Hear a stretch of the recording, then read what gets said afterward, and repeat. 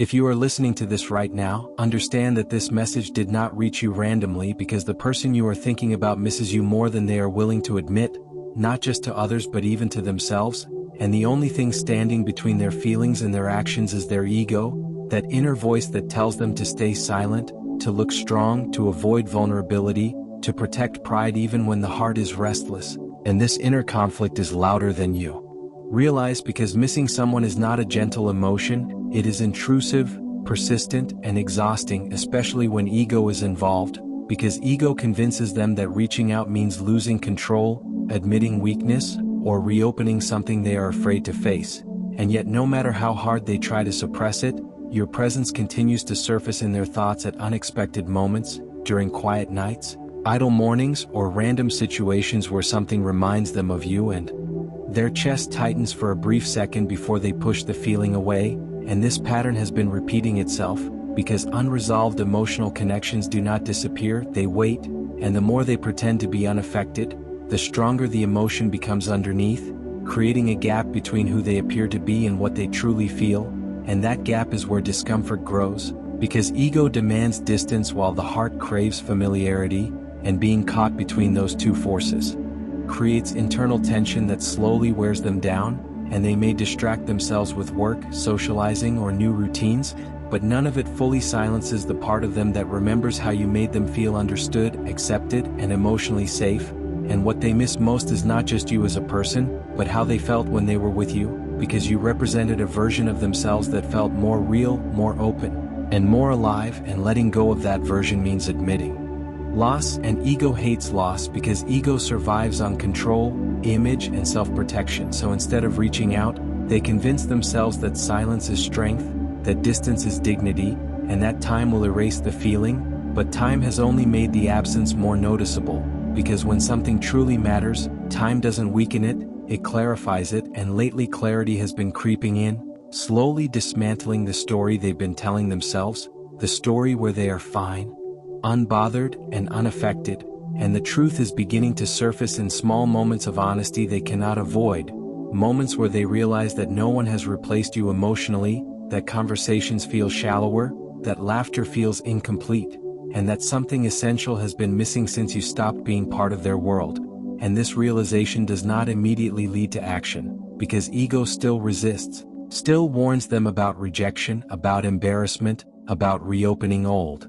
wounds, but the resistance is no longer as strong as it once was, because the cost of silence has started to outweigh the risk of vulnerability, and this is the stage where change begins, even if it hasn't reached the surface yet, because before someone sends a message, they fight an internal battle where ego and emotion negotiate, where pride slowly loses ground to honesty, and where the desire for connection begins to feel more important than the fear of losing face. And during this stage, they may stalk your social media without interacting, reread old messages, replay conversations, or imagine scenarios where they reach out casually just to test the waters, all while telling themselves they won't actually do it, not yet, not now, maybe later, but later keeps returning to the present, because the feeling doesn't fade and ego cannot fully silence longing, it can only delay it, and you may already feel this energetic pull without understanding why, because emotional energy is shared, and when someone thinks about you repeatedly with unresolved emotion, it creates a subtle signal that you can sense as intuition, nostalgia, or sudden thoughts of them appearing out of nowhere, and this connection does not mean you should wait, chase, or lower your standards, because the purpose of this moment is not to put your life on hold, but to recognize your worth, because the reason ego is blocking them is not because they don't care, it's because they care deeply, and caring deeply requires courage, accountability, and emotional maturity, qualities they are still growing into, and the universe often creates distance not as punishment, but as preparation, allowing both people to evolve separately before clarity can emerge, and while they struggle internally, you are being guided toward calm, self-respect, and emotional independence, because the most powerful position you can hold is not longing, but peace, and peace sends a signal that you are no longer someone who will accept half-hearted effort, silence, or emotional confusion, and that signal is felt, because ego only retreats when it senses that control has been lost, and control is lost when someone realizes that you are no longer waiting, no longer chasing, and no longer defining your worth by their attention, and this realization is what ultimately breaks ego's grip, because ego thrives on the illusion of power, and when that illusion collapses, honesty becomes the only option left, and that honesty may arrive as a message, a call, or a confession, or it may arrive simply as closure, but either way, it will come when ego can no longer justify silence, and until that moment, trust that what feels like delay is actually alignment, shaping both of you into versions capable of handling truth without fear. And remember that if someone misses you but lets ego stop them, the universe will either humble the ego or remove the attachment, because nothing meant for you will require you to abandon your self-worth, and whether they reach out or not, this phase is guiding you toward a deeper understanding of your value, teaching you that love does not hide behind pride forever, and when it does, it reveals that the lesson is not about waiting but about choosing yourself, because the most magnetic energy you can embody is the quiet certainty that you deserve communication that is honest, present, and fearless, and when that certainty becomes real within you, everything that aligns with it, including messages, truth, and clarity, arrives naturally, without force, without anxiety, and without compromise. As this inner struggle continues, their ego begins to crack in subtle ways, not all at once, but slowly, quietly, through moments of self-reflection they didn't plan to have, because ego can block action, but it cannot block awareness forever, and awareness is exactly what has been growing inside them lately, an awareness that silence did not protect them the way they thought it would, that pretending indifference did not erase the connection, and that distance did not make the feelings